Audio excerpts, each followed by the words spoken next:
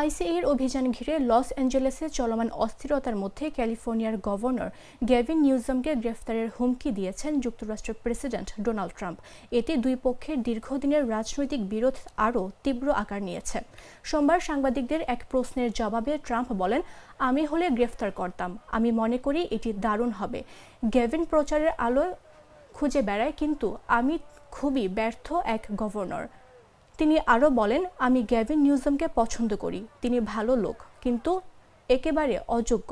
ট্রাম্পের এমন মন্তব্য এমন সময়ে এলো যখন লস অ্যাঞ্জেলেসে টানা চতুর্থ দিনের মতো বড় আকারের অভিবাসন বিরোধী বিক্ষোভ চলছে। শুক্রবার থেকে শুরু হওয়া এই বিক্ষোভে 150 জনের বেশি মানুষকে গ্রেফতার করা হয়েছে।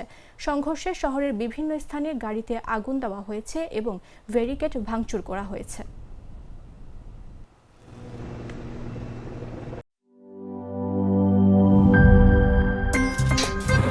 আমার একটা স্মার্ট সিদ্ধান্তে 25% গ্যাসের খরচ কমেছে। ভাবছেন কিভাবে? সাধারণ গ্যাস স্টোভ বদলে আমি এনেছি আরএফএল গ্যাস স্টোভ। এর সাইন্টিফিক নজল ও ব্রাস বার্নার ক্যাপ সমানভাবে তাপ ছড়িয়ে রান্না করে দ্রুত। তাই গ্যাসও বাঁচায় 25%, টাকাও বাঁচে 25%। আরএফএল গ্যাস স্টোভ, নিরাপদ ও গ্যাস সাশ্রয়ী।